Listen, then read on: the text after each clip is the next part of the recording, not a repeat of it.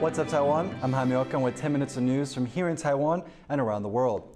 Independent Chiayi Mayoral candidate Huang Shaozong has died after suffering a heart attack. He was 72 years old. Huang was one of 6 candidates running for mayor in the southern city. He had not made a public appearance since registering for the election. As required by law, the city's election committee has suspended the race. That means voters will not be choosing their mayor on November 26th. The election will be rescheduled with authorities set to decide a date in the coming days. There's some good news for Taipei Zoo's Panda Tuan Tuan. Experts brought in from China say his condition may not be as bad as previously feared. As Erica reports, zoo officials have been concerned about his deteriorating health in recent weeks. For zoo staff, a moment of relief. One of Taipei Zoo's giant pandas appears to be in better health than caretakers had initially thought. 18-year-old Tuan Tuan had been suffering from brain lesions and a loss of appetite. This week, panda experts were brought in from China to help with his treatment. And after observing Tuan Tuan, they gave an encouraging prognosis. 基本上今天的状况还算好。那团团今天很争气，就有做了一些进食啊，一些相当这样行为。我想大陆专家看到这样，相对可能有稍微放心一点点。Tuan Tuan was gifted to Taiwan by Beijing in 2008 when relations between the two sides were warmer. Taiwan requested assistance from Chinese veterinary experts to help manage the giant panda's deteriorating health. The specialists say that for now, they'll keep Tuan Tuan on palliative care. They also want to avoid having to perform surgery on the panda. 就是他麻醉的一个反应，或者是他病灶的位置来讲的话，其实都不是那么适合进行手术。那这个部分其实我们也跟陆方这边的专家有达成共识，所以短期内应该是不会有更进一步的侵入性的一个医疗行为会出现。The panda experts will be in Taiwan for a week.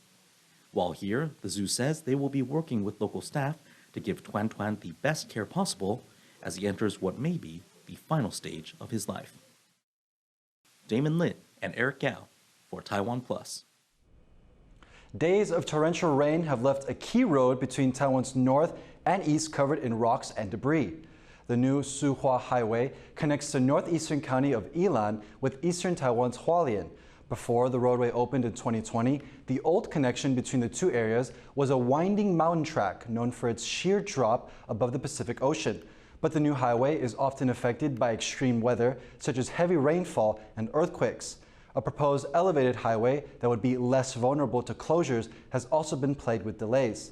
The government intends to reroute the proposed road system through a national park, but this requires an environmental impact assessment, which will take until the end of 2023 to complete. Taiwan's central government has asked the city of Taichung to provide more information about the proposed costs of expanding its metro system. City officials sent details of a second metro line to the Transport Ministry in March last year. But the ministry's first review of the plans earlier this week found the metro line valuation had grown by more than $1 billion. The central government says the current plans lack key budget details and that city officials will need to provide more information before it can finish its review. The U.S. Federal Reserve has raised interest rates by 0.75% for the 4th time in a row. Federal Reserve Chief Jerome Powell said that persistent inflation could lead U.S. interest rates to peak at a higher level than previously expected. Powell went on to warn that the chances of avoiding a recession in the U.S. were narrowing. Taiwan has also raised its interest rate this year, but at a slower level than in the States. Analysts here say a smaller rate increase could follow the U.S. decision, though this may lead to increased pressure on the Taiwan dollar. 比较倾向为保守的做法，可能就只升个半码。那当然，这个就会影响到我们的汇率。好，我们的汇率相对来讲，如果假设以Fed现在的一个这样的一个升息速度的话，我想资金外流的问题还是避免不了。所以台币可能相对来讲还是比较弱势的格局。 If you visit Taiwan's remote outlying islands of Penghu, you might be surprised to find the coastline dotted with cactus, which are native to Mexico. Reporter Andrew Ryan visited a town in Penghu to find out how the cactus got there, and he met with a woman who turns their fruits into cocktails.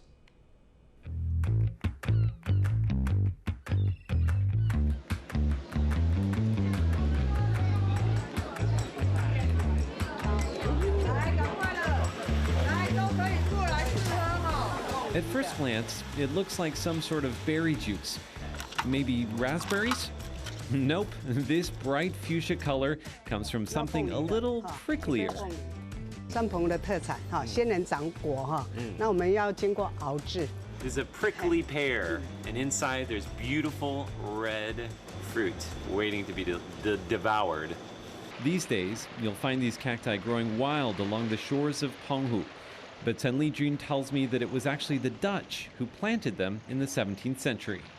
它是1645年从墨西哥引进的，就是防卫用的啦，大部分都在军事基地会比较多。 And if you think these prickly pears are dangerous on the outside, wait till you get a load of what's on the inside.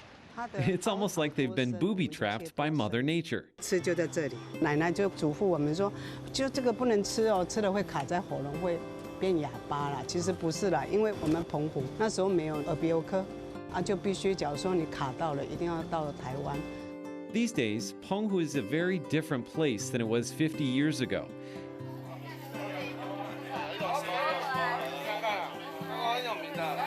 There are plenty of good doctors, and in the village of Ocon, many of the old houses have been restored, bringing a steady stream of tourists. And Tenli Jun has come up with some interesting ways to make money off the prickly pears she ate as a little girl. 我们可以加凤梨下去打，凤梨跟仙人掌的组合，就像樱桃一样。那我们还可以加柠檬汁，喜欢喝酸的，那杯就很棒了。还可以加优酪乳，这样会怎么样？它味道会比较顺。 But perhaps the most interesting ingredient she uses 加啤酒，加1/4颗柠檬丢进去，搅拌就可以了，就像调酒，像鸡尾酒。Cheers. That's delicious. Has a little bit of a kick because of the alcohol. It's got some lemon to make it nice and sour. And of course, the beautiful red fruit, this prickly pear, which everybody just calls cactus here. Now, a lot of things had to happen in order for me to drink this cactus cocktail. The Dutch had to bring the plants from Mexico. The farmers had to risk their fingers harvesting them. And Tenli Jun had to come up with an unusual way to sell it. It's almost like these prickly pears are a metaphor for something. 我觉得澎湖人是不是有点像仙人掌啊？很任性，就是很能吃苦啦。它越贫瘠的土地有没有种出来越好。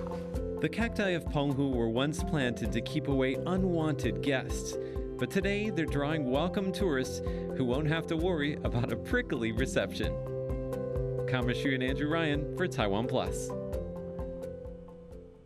Be sure to tune in tomorrow for the latest episode in our series, Where's the County Chief Taking Us? Andrew Ryan will be checking out more of the Penghu Islands and talking with County Chief Lai Fengwei to find out how the county is aiming to be an international travel destination.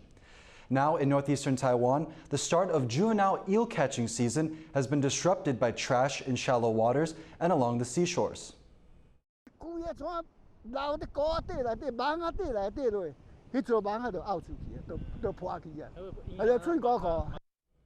Authorities in Ailing County are sending cleanup crews to clear debris brought in by the recent stormy weather. Catching juvenile eels is vital for replenishing stocks in the aquaculture industry. The eel fishing season stretches from November to February in Taiwan. Thank you for watching What's Up Taiwan. Remember to download the TaiwanPlus app for more stories from Taiwan and around the world. Finally today, we leave you with images of the beautiful view of Lake Como, which is a popular vacation spot in Italy. I'm Jaime Ocon. Take care and see you next time.